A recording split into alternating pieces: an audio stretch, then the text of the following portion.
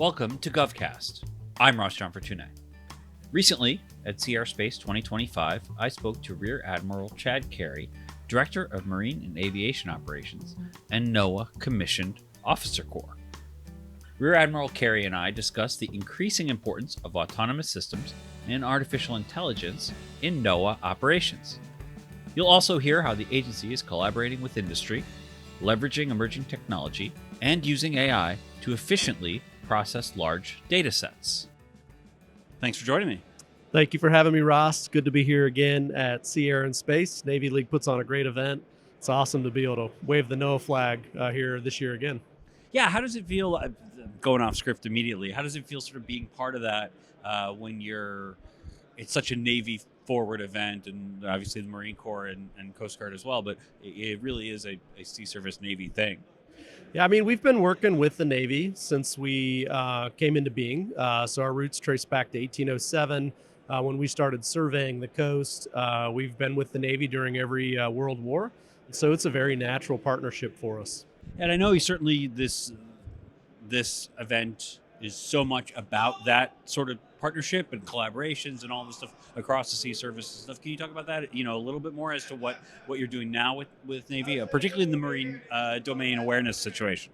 Absolutely. So we work extensively with the Navy on a wide range of activities. We're currently building ships together with the Navy. We're leveraging their shipbuilding expertise to advance the NOAA shipbuilding programs. That's been a great partnership. We work closely on our hydrography, our missions, our mapping and charting of the ocean floor in both our waters and in strategic waters abroad. We have NOAA Corps officers that will deploy with the Navy squads on some of their anti-mine units and things like that. We work closely in the numerical weather prediction realm as well. So there's just a ton of things we do with the Navy that have been going on for years and will continue well into the future.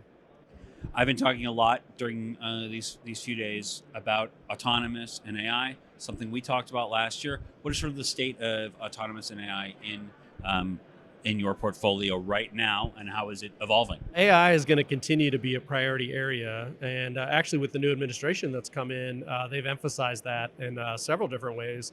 And we're going to continue to lean in and use that tool wherever we can, whether it's helping us to assess the large volumes of data that we collect more efficiently, whether it's built into our operations to help identify marine mammal targets, things like that, where we used to rely on humans to sit and do tedious work. So we're absolutely leaning into it to help with the large volumes of data we collect, and we have a lot of support from this administration to push the limits there. Autonomous systems, how are you bringing those sort of surface vehicles and stuff into NOAA research? We have operationalized several autonomous systems to meet NOAA's core requirements. We're using autonomous systems in a teaming capacity with our research vessels to go out and efficiently map areas, anywhere between 20 and 40% more efficiently than we had in the past, which is huge. We're collecting data in environments where we weren't able to collect it before. Or more efficiently able to do that. That's been huge. We're also launching drones from our Hurricane Hunter aircraft, collecting data down at altitudes that we can't safely fly, but it's more in the area of like where building tops are or maybe where people might be. And so collecting data that's really critical to the storm forecast is huge. And autonomous systems are helping to really move the needle there. Moving all this data, getting all this data to the right people. What kind of challenges do you face there? Because obviously not just the compute, but the processing side of it is probably a pretty big deal. Yeah, and the communications networks to go with that as well. We are expanding the bandwidth on our platforms, our ships, our aircraft, our uncrewed systems, so that we can beam the data to our shore facilities or cloud facilities, whatever it is, to get that quality controlled data, which is what NOAA is known for. We make sure our data is good from the sensor all the way into its destination, whether that's a model or a number on a chart. And so we're actively moving forward with how we're moving the data more efficiently. We're always making sure that we build in the capacity with the humans that process it on the back end. That's always part of our plan. And then continuing to push to make the data available to the end users to the greatest extent possible. Not easy with the high volume of data we push around. Yeah, I was going to say, how do you cybersecurity always sort of in everyone's mind? Cyber is everything at this point.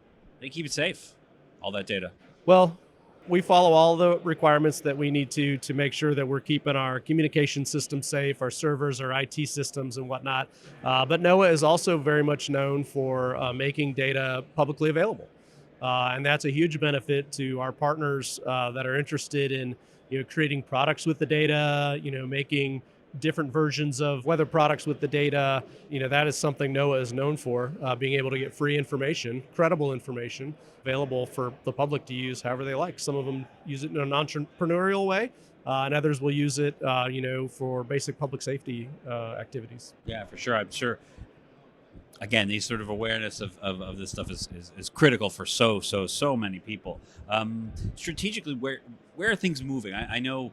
Again, I mentioned the speed of technological progress is so intense, but what does this look like in 5, 10, 15 years from your office's standpoint, and more broadly from NOAA's sort of technology standpoint? Yeah, we're continuing to recapitalize ships and aircraft in the Office of Marine and Aviation Operations, bringing online purpose-built platforms that can meet our core mission requirements to the best of their ability. We continue to work across industry and academia to move forward as fast as we can with uncrewed technology that's in the water, under the water, above the water. And I also look forward, NOAA's bringing on a new administrator in the new administration, and I definitely look forward to seeing the vision that they bring to guide the agency into the future. We talked earlier about collaborating with the Navy, academia, state and local. Tell me about collaboration and what you're doing with that particularly on the technology side of NOAA's mission. Yeah, well, the collaboration is key. There are things that academia and the private sector can do to take risk more simply and efficiently than the government can. They need to know that we're a long-term partner. We bring the mission, we bring the need. And academia, a great example is the work we've done with the mapping and charting platforms that team with our ships. They've taken and we've said, hey, we want to be able to go and do this in this area. And they've gone out and done some demonstration projects and have said, this is possible. You just have to figure out, how you're going to launch, how you're going to recover, the number of people you need to have to support these systems. Autonomous systems are free of people when they get out and they get moving, but they take a lot of people to support, when they come back into the port or they land or when you're launching them. And so they really help us to understand that model. So by the time it gets to the government, we can operate that as efficiently as possible. And what we're doing across like Navy and Coast Guard and others is just making sure that we're not all repeating the same lessons, that we're not, doing redundant work, and that we're leveraging each other's lessons. And I think the dialogue across our services has been very positive, very open, which means we're maximizing the resources we have to put towards this. And, we're sharing, I feel like that's been a great whole of government approach to leaning into these emerging technologies. Yeah, I know the emerging technologies stuff is part of the efficiency push in government. And certainly I imagine you don't want to have to duplicate work over and over and over between the Coast Guard and the Navy and the Marine Administration, those kinds of things. So it makes sense that would be part of this. Is there anything we didn't cover that you wanted to chat about?